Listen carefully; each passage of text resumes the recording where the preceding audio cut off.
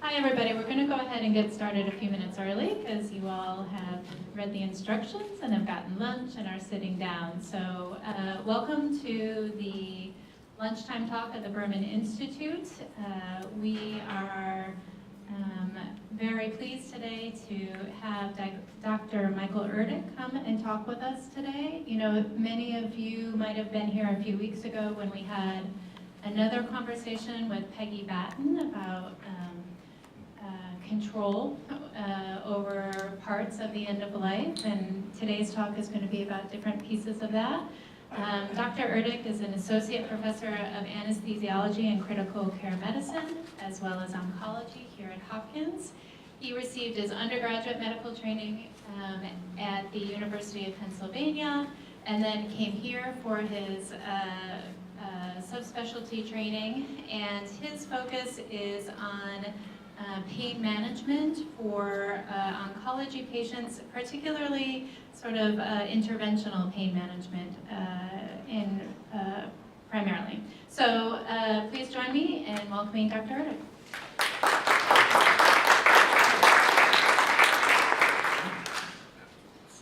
Good afternoon. So thank you all for coming. It's always nice to have a very sort of nice, easy, non-controversial topic to discuss. So by way of disclosure, I have nothing to disclose. So some of you may be aware that over the past 6 months or so, there was actually the potential for a bill at the Maryland General Assembly with regards to physician-assisted suicide. If I stand out here, can you hear me okay? Do I need to be right? Okay. Because I tend to walk around a little bit. They don't have a clip on me. So it's okay, thanks. And as you may know, if you follow the news, this bill actually sort of died without coming to a vote, and so it remains unvoted upon and at this time not enacted. So it really is not just sort of a theoretical discussion, but something that has real relevance to us. The way I'd like to frame my talk today is to talk a little bit about the issues of physician-assisted suicide and euthanasia, give a little bit of background about that, perhaps share with you some of my reservations about this topic and some of my concerns, and then they always say if you're going to suggest there's a problem, always come to the table with a solution. So I'll try to do that for you as well. In the second half of the talk, we'll get into some of the ideas about how we can do a better job with this very challenging patient population. So I think it's important to lay some definitions on the table so that we're all speaking on the same terms. And I will use the terms issued by Gail Van Norman in her recent paper concerning this subject. So we'll discuss euthanasia. We'll speak of the intentional termination of life by active administration of lethal means by a physician to a patient who requests it. Physician-assisted suicide we will call the intentional medical aid by a physician at the explicit request of a patient, which enables the patient to terminate his or her own life. So where do these requests come from? Well, the literature is pretty clear that suffering without the prospect for improvement has been deemed the most important of reasons for these to be asked for. And furthermore, if we drill down a little bit deeper, the presence of pain itself was found to be a major factor in 44% of all euthanasia requests. So approximately half of these patients. Those of us who treat pain for a living need to open our eyes and take a very close look at that. As I was very graciously introduced, I do in fact devote a large amount of my clinical interest to the management of advanced cancer pain, and I feel very privileged in order to treat this patient population. When we discuss PAS, for example, which will be my abbreviation for physician-assisted suicide, cancer patients make up a huge portion of this patient population. For example, 75% in the Netherlands, which is a country along with Belgium and Luxembourg where this is legal, as well as 79% in Oregon, Washington, and Montana being the 3 states in the United States where this is legal. So looking specifically at end-of-life cancer patients, the most common symptoms that were considered to be relevant were pain, loss of control, and fear of future suffering. So I've highlighted these terms. Pain we will discuss in depth. loss of control, and fear. So let's talk a little bit about this issue of control and how important it is and how we can perhaps view it. So Daniel Callahan of the Hastings Center several years ago raised the question about suicide and this so-called term of death with dignity that we often hear. And Callahan posed the question, why does suicide endow a death with dignity? Does dignity depend upon control? And what Callahan said essentially is that physician-assisted suicide may be construed as essentially a quote-unquote medicalization of autonomy. So suicide is clearly legal for any of us. If we chose to take the unfortunate path to end our lives, any of us could do that. I would hope that wouldn't happen. Physician-assisted suicide, in some respects, essentially transfers the responsibility of that suicide decision onto a medical professional. And I think that's what Callahan is referring to here. So if one looks at the support that does or does not exist for this in the literature, there's essentially a dichotomy that can be appreciated. And specifically, in Van Norman's work, there is a much greater support amongst the public for this than there is amongst physicians. So for example, approximately 70% of Americans support PAS and 58% of Americans support euthanasia for the terminally ill. In Europe, these numbers are even higher than they are in America. Yet, if we look at physicians, whether they be American physicians or European physicians, these numbers are on the order of 20 to 30%, so a significant difference in terms of less support from medical professionals for this. So what might some of this absence of support come from? Where may some of these reservations lie? Well, here are two examples that are put forth as to why there may be reticence to proceed with this. Some have said that this is knowingly and willingly killing another person or helping him or herself to do so, and this is in fact everything but a normal medical act. Robinson said that physician-assisted suicide is actually facilitating an act that is in no part medical science or of the healing arts in any way. Many physicians, and myself included, took the Hippocratic Oath when we graduated from medical school. And that says, I will administer no poison. Now, some consider this to be a bit antiquated and have come up with perhaps a revised, perhaps a new and improved Hippocratic Oath. And this says, perhaps a little bit more succinctly, I will not play God. So perhaps as physicians, this is somehow given to us through our training, and it's something that we come upon as we go through our training. One of the concerns about the implementation of physician-assisted suicide or euthanasia is that there may in fact exist a potential slippery slope argument, where this may be intended initially for terminally ill patients who are suffering and close to death, and then it may expand from that population to those with severe handicaps, the elderly, racial minorities. There's the thought that this could perhaps run away with itself to a certain degree, and in fact, Dr. Peggy Batten, who was here about a month or two ago, in the Encyclopedia of Bioethics actually talks about this slippery slope argument, and she says that those who are judged to have less utility in society, such as we say the elderly, disabled, or racial minorities, might perhaps be more vulnerable to being euthanized.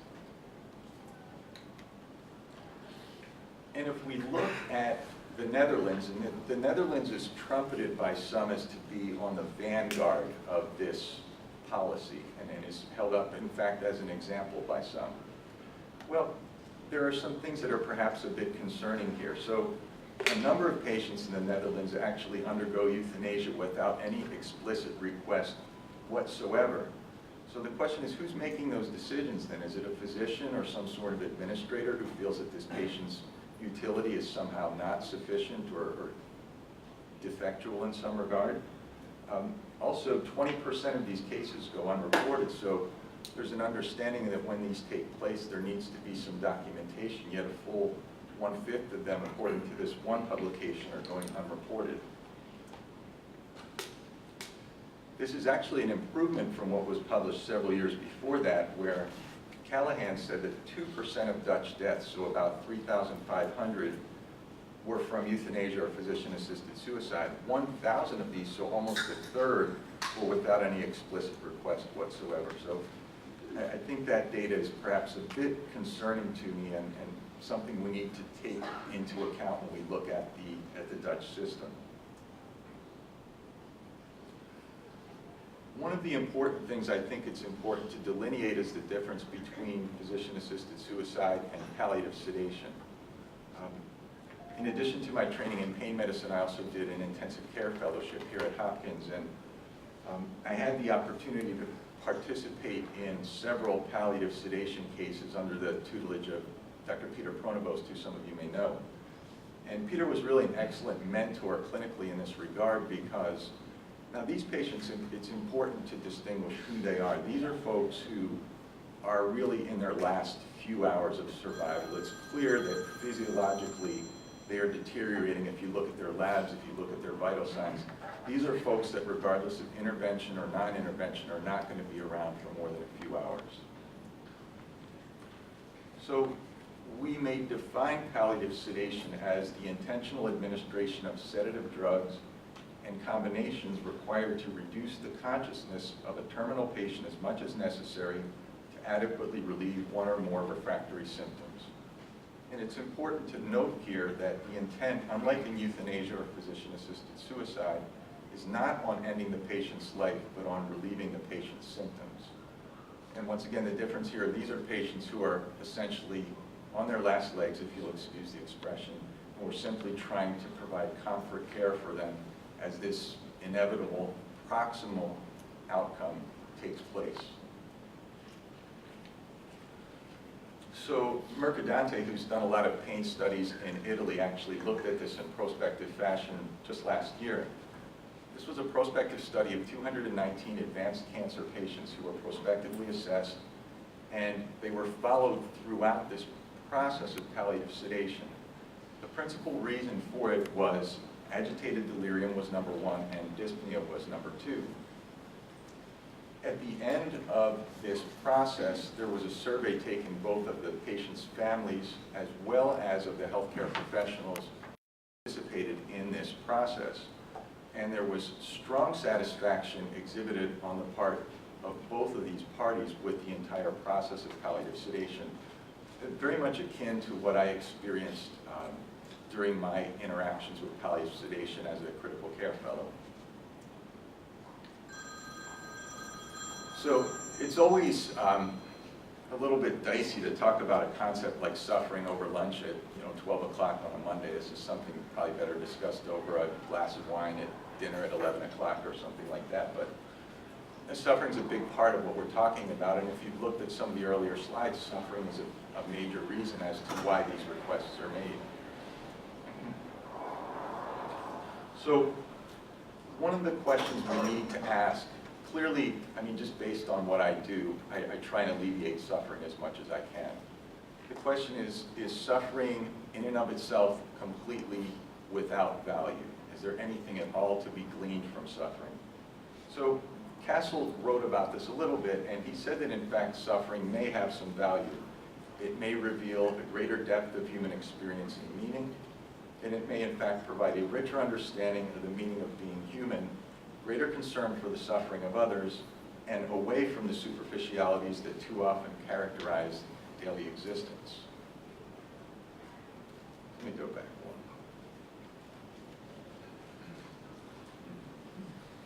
I think what I would do is I'll share a story with you that may be helpful in this regard. So my father passed away about 5 years ago from metastatic prostate cancer, and you can imagine as a pain physician, I had a very acute interest in how his pain was being managed throughout this process. And my dad was the typical Slavic man, didn't talk about his feelings a lot, was sort of somewhat remote, and I guess, I can say that because I'm a Slavic man too. And my relationship with my dad over those last 2 years of his life just really kind of exploded exponentially, because I think through his suffering and through his disease, he became a more vulnerable person. And there was a whole additional human element to our relationship that sort of manifested and grew during that time. And for those of you that were here for Dr. Batten's talk, she mentioned the fact that after her husband's unfortunate bicycle accident, that, and I'll do my best to quote her as best as I can, she said something akin to their relationship grew in a much deeper, much more beautiful way than existed prior to his accident. So clearly suffering is not good. It's not something we aim for, but yet here's a case in my life and a case that she shared with us where this suffering actually bore some fruit that was actually good. So clearly, not all patients are religious, not all physicians are religious. However, there are some patients who are, and for those patients who are, religious values may play a role in how they view this whole issue of physician-assisted suicide or euthanasia. Now, this list is obviously brief, and it's not intended to be inclusive whatsoever, nor is it intended as a slight against anybody's beliefs, and I'm sure that in this very room we have a panorama of different faith traditions. Two of the most common, however, are those who come from an Old Testament or a Hebrew Bible background may look at the prophecy or at the book of Job and look at Job's sufferings and whether anything good came from that. And one commentator mentioned that he grew from grief to temporal greatness during the process of his suffering. For those who come from a New Testament or a Christian background, one commentator in his exegesis on the story of the man born blind said that the man was born to suffer so that greater glory might be revealed in him. So patients who come from these backgrounds may in fact see this as having some value or some traditional, not to be completely disregarded. So once again, to share a story with you, as a critical care fellow, I was at the bedside of many patients who passed away from disease. Some were chronic diseases, some were unfortunate accidents, acute diseases. And as these patients were living out their last days, more than once, what I saw were family members from all over the country, and in some cases all over the world, come together and congregate at the bedside of these dying patients. And I saw these really beautiful reconciliations that occurred after literally decades of not talking with each other. Family members came together and reconciled at the bedsides of these dying patients, and it struck me as very profound. And as Caswell says, one who suffers from terminal disease may find reconciliation in one's waning days with estranged loved ones, aided by the humility that is brought about by the limitations imposed by that suffering. And furthermore, just to take that one step further, the revelation of truths that have the capacity for transforming character and relieving suffering when they are sincerely held and vividly apprehended, even in the painful void of evidence for their truth. So, this is a good time for an interlude. Recently I was speaking at a conference in Nice, France, about interventional treatment of cancer pain. And so I don't hesitate to share with you, I took some downtime to explore the French countryside a little bit. And there's this beautiful town called Menton, which is close to the Italian border on the Mediterranean. And so I'm walking around Menton with my little map, and I love these old European towns. I think they're really beautiful. So I'm thinking, okay, well, this is really simple. You know, it's not real big. There's a few streets here. I'm just going to go ahead and knock this out before lunch. So I walk over to the old town, and all of a sudden I say, oh, so these are built into the Alps. The Alps sort of run into the Mediterranean there, and they simply just build these towns up into the mountains. I didn't know that, and all of a sudden it became a much more foreboding prospect, and I actually decided to save my exploring until after lunch. So the reason I mention this by analogy is simply those things which appear to perhaps be two-dimensional at first blush and rather simple, if we look at them in a little bit more detail, they may actually be fairly more three-dimensional and nuanced, and perhaps that's not something we appreciate initially. Okay, so I've spent the first part of the talk laying a little bit of background of some of the issues and perhaps some of my concerns with those issues. The question is then, what can we do about this? It's one thing to say, maybe this isn't the answer, so what maybe is the answer? And the first thing I'll talk about is palliative care. So we're very blessed here at Hopkins to have a very strong palliative care department, and we have physicians like Tom Smith and Rebecca Aslickson and Eileen Browner, and I'm very fortunate to work with them. And I don't think they would take any offense in me saying that palliative care traditionally has had a bit of a bad rap. And it's been said that it's simply, well, it's what we do and there's nothing else we can do. And there's created this dichotomy that we either do everything we can for the patient or we kind of send them over to those palliative care guys, and it's kind of too bad. But as Tom said at a recent talk, I believe he mentioned that there's a 70 to 75% unawareness of what palliative care physicians do. And in fact, that's true. So it is much more than just what we do when there's nothing else to do. So Meyer looked at this, and this was published in JCO a couple of years ago. Now, palliative care, when it's initiated, when it's an active, proactive process, can actually address some of these issues. So we know that there are prolonged stressors that are associated with serious illness which diminish immune reserve. If we're speaking about cancer patients, and technically this is a cancer talk, that's how I've advertised it, those patients come to the table already with immune system compromise as a result of their cancer. So you then load these additional stressors on top of them, and that becomes very problematic. With an active, erudite palliative care program, there can be psychosocial interventions, there can be symptom interventions, there can be quality of life interventions, which are provided by a comprehensive palliative care approach, which might disrupt this pathway and lead to improved outcomes. Now, the good news is that palliative care is clearly growing, and there are several statistics that actually bear this out. So if we look at the interval from 1982 to 2000, the number of providers of hospice care increased from 500 to 3,100. If we look at a similar time interval, slightly longer, about 25 years from 1975 to 2000, the patient population that was served by this specialty grew from about 1,000 to 700,000. So things are getting better, things are improving, the word is getting out. Going back to Meyer once again with regards to cancer patients, this is a huge issue with regards to cancer. I know I touched on this earlier, I'm going to come back to it. 59% of all patients undergoing active treatment for cancer, whether that be medical, radiation, or surgical, 33% of cancer survivors. Now this is important. As we get better at treating cancer, cancer essentially is becoming more of a chronic disease. Patients who get chemotherapy can develop chemotherapy-induced peripheral neuropathy. Patients who undergo radiation can experience radiation fibrosis or radiation enteritis. Patients who undergo, for example, a thoracotomy for lung cancer can have post-thoracotomy pain. So cancer survivors experience pain. And across the board, all stages of cancer, 53%.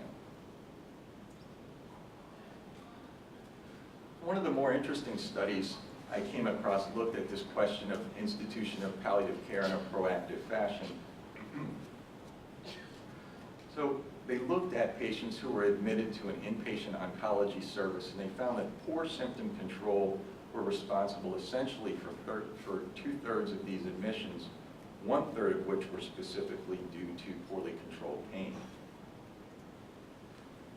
Drilling down a little bit deeper and looking at that data, they found that any cancer patient with an unscheduled hospital admission correlated with a survival of less than 6 months. So unscheduled admission for these cancer patients was an independent predictor of their demise within 6 months. And they took this to heart and essentially instituted a paradigm shift in how they approach this. So what they did is they began to initiate palliative care consults for all inpatients on their solid tumor service as a function of this. So unscheduled admission, immediate palliative care consultation. Okay, so I'd like to talk a little bit about what my specialty offers and what we bring to the table in this discussion. So with regards to interventional pain medicine, I think there's a few things we can offer in service to our colleagues and to our patients. First of all, I think we have a fairly sophisticated knowledge of pain pharmacology that's available. And I think that full credit is due to oncologists and primary care doctors for the good work that they do with regards to pain control. However, I think that sometimes patients have difficult pain.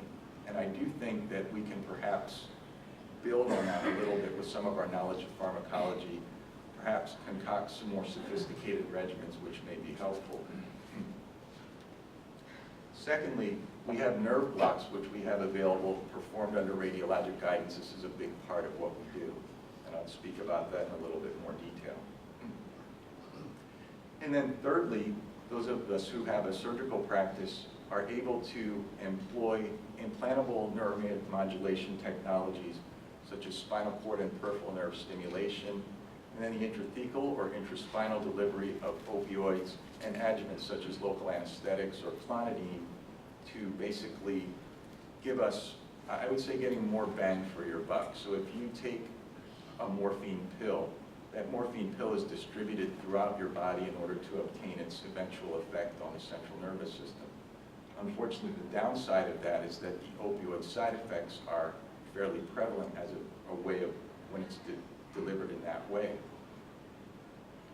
If we're able to deliver opioids directly into the cerebrospinal fluid, we essentially bypass a lot of these systemic side effects and are able, in very small quantities, to get more potent pain relief with fewer side effects.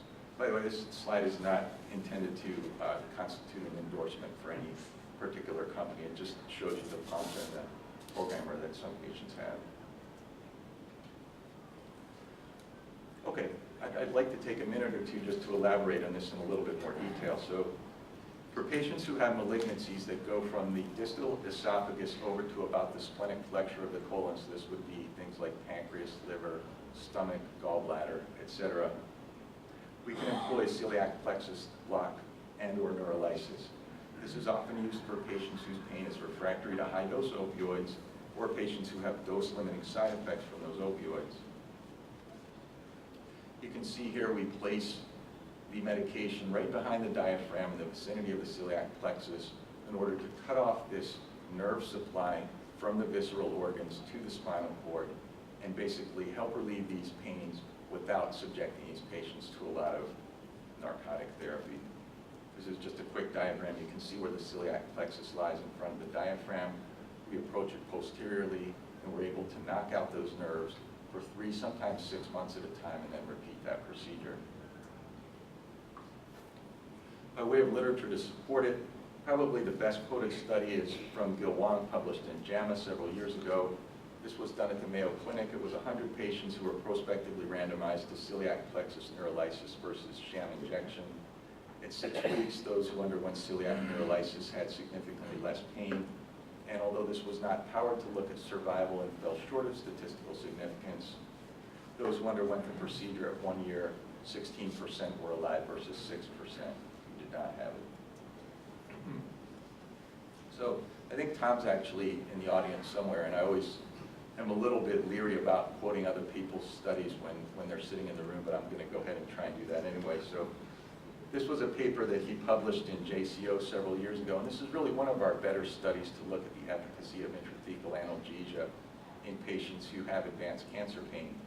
This was a prospective randomized study of 200 patients who had advanced cancer and were basically failing opioid therapy for their pain. Success was defined as the investigators as meeting one of 2 criteria: either a greater than or equal to 20% reduction in the visual analog pain score, or no real change in visual analog score, but a greater than or 20% reduction in toxicity scores.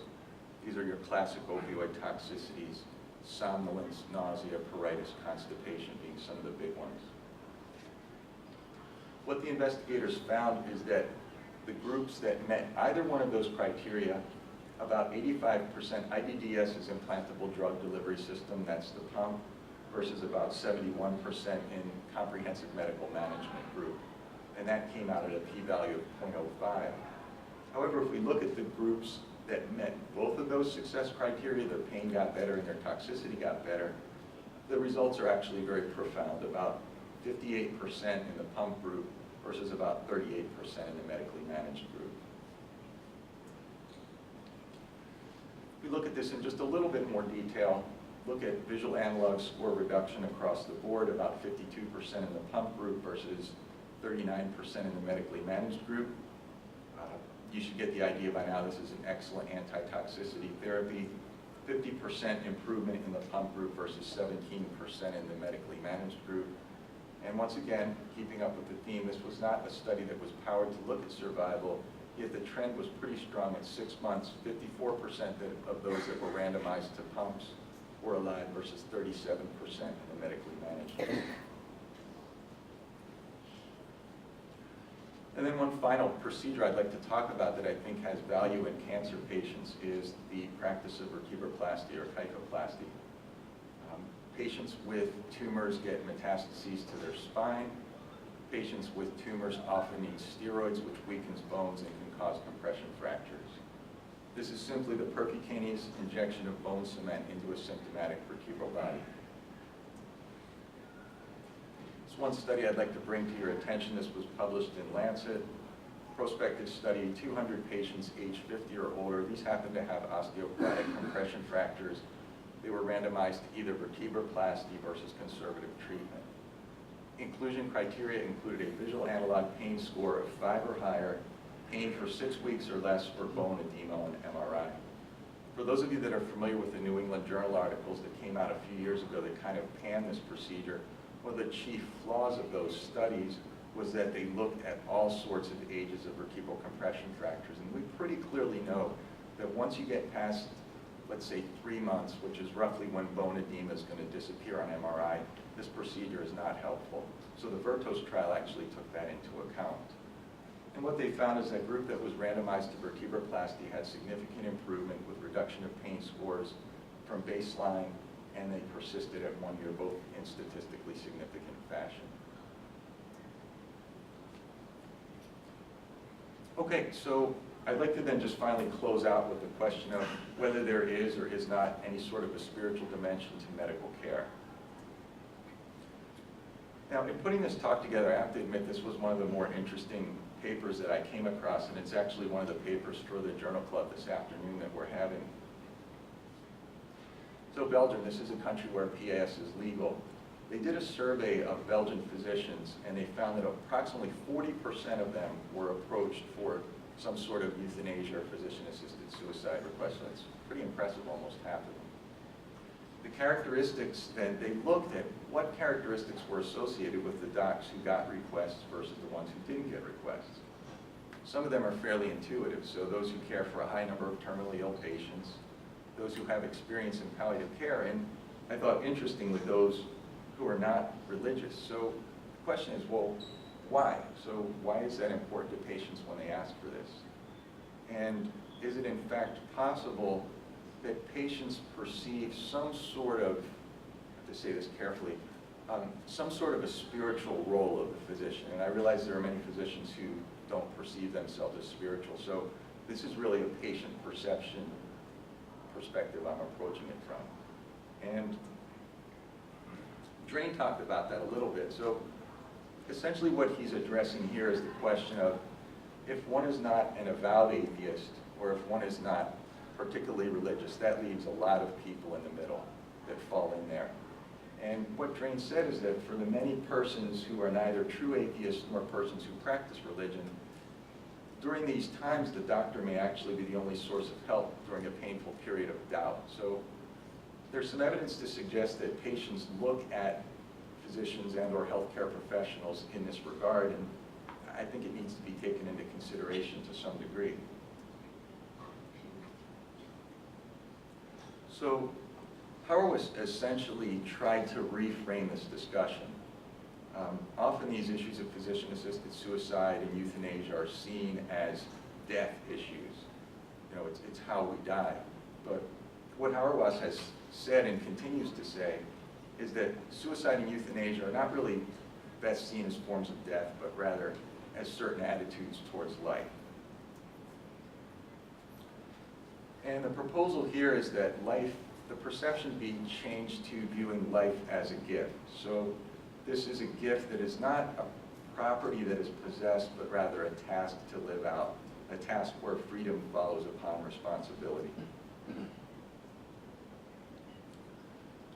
And what is incumbent upon us as healthcare providers in whatever role we happen to be in, and I know there's probably a vast spectrum just in this very room, is essentially to facilitate some sort of a paradigm change in how we approach these sorts of situations. And as Robinson says, to bring about values, practices, and institutions that will assure each of us the sort of care, familial, societal, and medical, that will make the resort to assistance in suicide unnecessary. So one might perhaps frame this discussion in terms of an economy. So this is in terms of the Greek concept of economia, which is a relationship that exists between two parties. And I think it's pretty clear that the community can witness to the dying person as they care for that person, but in fact, it's also very possible that the dying witness to the community through their act, and that terminal illness may be something that may act for the good and with the aid of the community. Getting back for a second to the discussion at the Maryland General Assembly, one of the people who spoke during these initial discussions was O.J. Brigance. And I don't know if any of you guys follow football or follow the Ravens, or you may just know about O.J. Brigance for other reasons, but you may remember he was the ex-Raven who was in the wheelchair both after the New England game and after the Super Bowl when they beat the 49ers. And he suffers from amyotrophic lateral sclerosis, or ALS. And what Brigance said when questioned about this whole issue of physician-assisted suicide is that I have accomplished more in the last 8 years of my life than I have in the first 37 years. So Brigance feels like, despite his considerable limitations, and if you've seen him, it's very, very easy to see how crippled he is by this disease.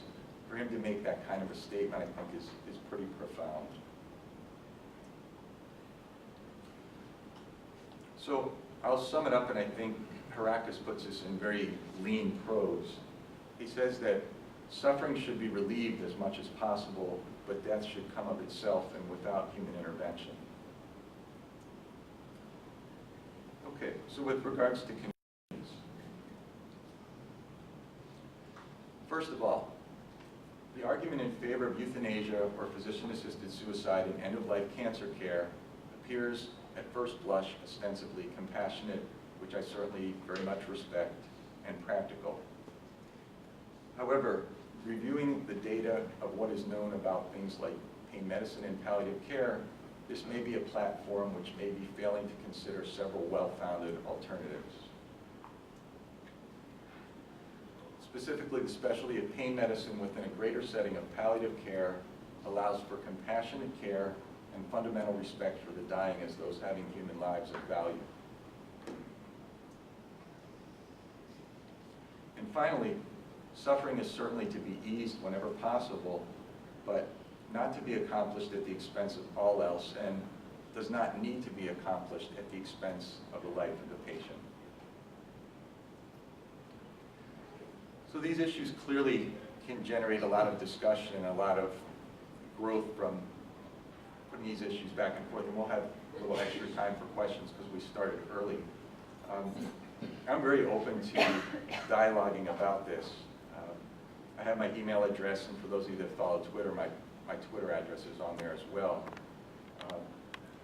Thank you very much for your attention. I'm going to close just with, I like nice photography. This was taken actually by, the Billings building of Hopkins is sort of the iconic picture that you often see of Hopkins and the statue that's there. This is a unique perspective, and it was taken by the wives of one of our fellows, and I thought that was beautiful, so I'll leave you with that. Thank you very much.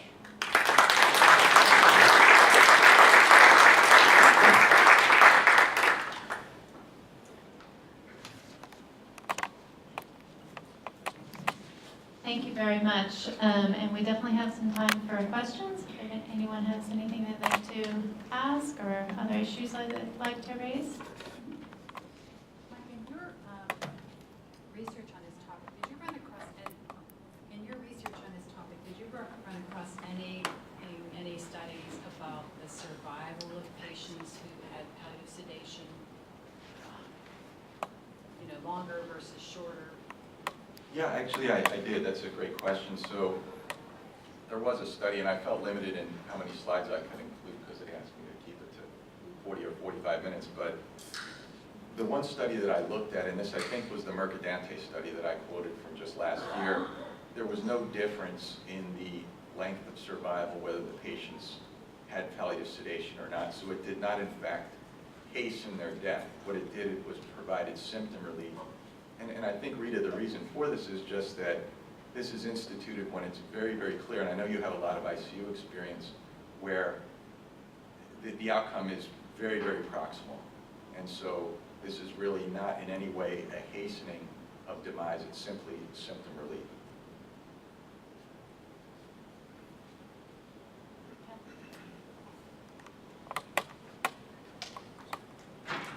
Thank you so much. So I have an interest in the concept of suffering, and it struck me that the kind of suffering that you were describing as potentially having value is what I might call existential suffering, as distinct from physical suffering. So I'm curious to know your thoughts about whether there is that difference and whether you can actually experience the value of existential suffering if you are in fact free of pain.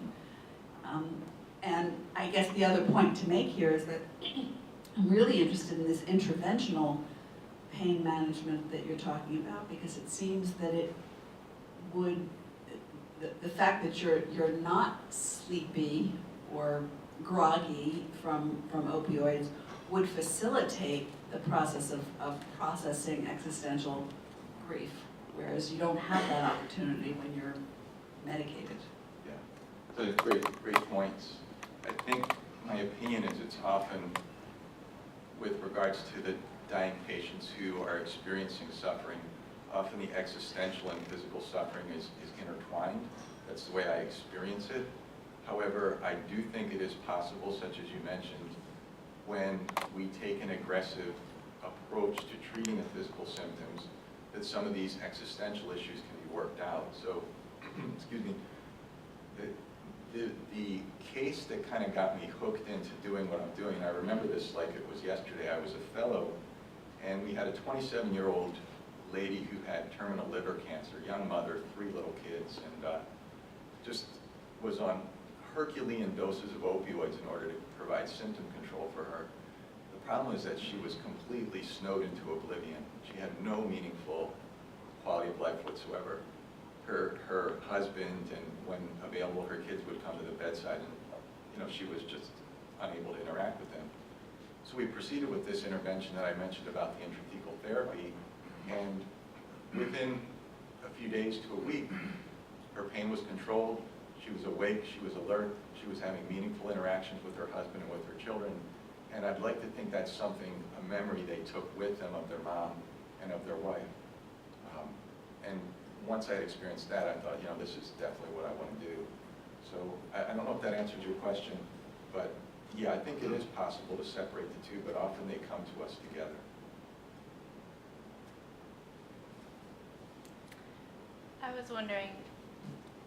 I was wondering, what do we know about access to these services? So, if 70+% of people who are thinking about some version of physician-assisted suicide have cancer, and many of them are thought to have cancer pain, what do we know about in the U.S. versus other places about how well known these procedures are, how easy to access they are, what sorts of disparities might exist? Do we have data about those things?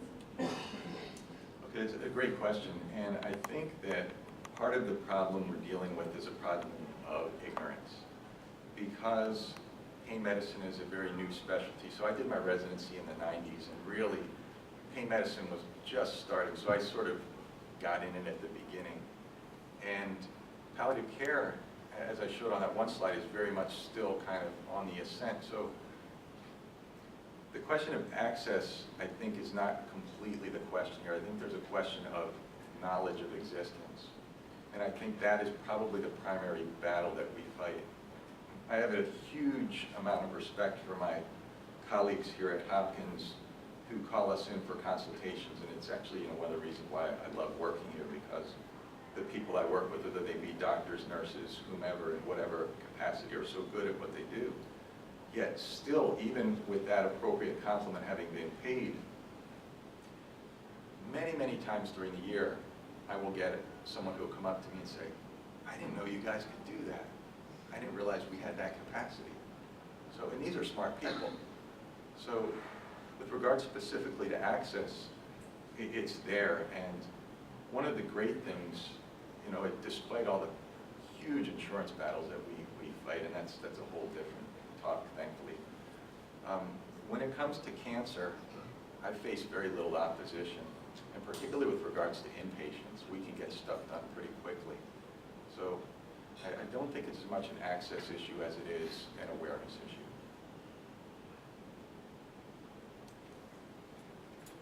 So how do we tackle this issue of defining suffering? I think everybody's very comfortable that someone who's very short of breath within hours at the end of life is suffering, and we should do something about that. But how about the patient who has a debilitating stroke and a total loss of control, and who is suffering equally to that patient who cannot breathe because someone has to take care of them 24/7? So how do you get your arms around that and define it? And I think that's where we all struggle with physician-assisted suicide and the reasons for doing it or not doing it. Eliminating suffering is just so broadly defined. It is, and in reading some of these papers, it's never entirely clear to me whether the distinction is made between physical suffering and emotional suffering. And with regards to your question about the patient with the stroke, the question is, who is suffering there, and how do we know it? Is it the patients? Are they able to communicate that to us? Perhaps they are, perhaps they're not. Is it the caregiver? It may be. It's certainly a huge amount of responsibility on their part.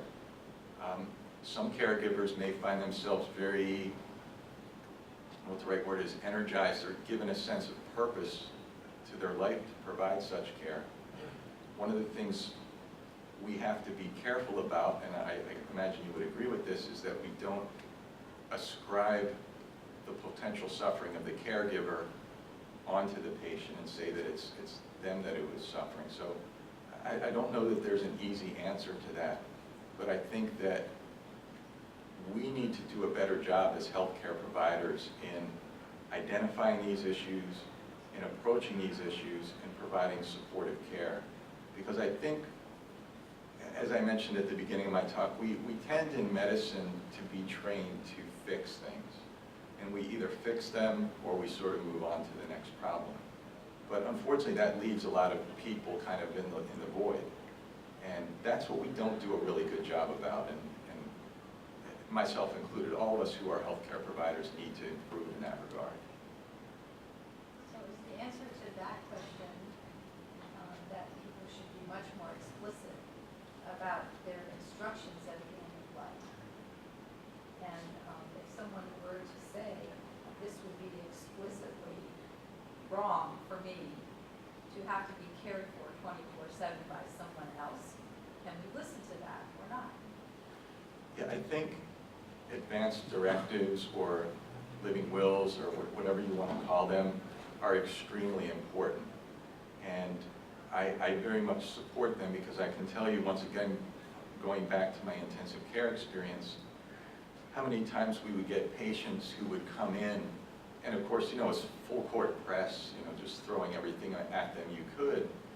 And sometimes it was a 26-year-old who was in a bad car accident, And sometimes it was, and no disrespect or ageism implied at all, but it would be an 85-year-old with congestive heart failure and COPD.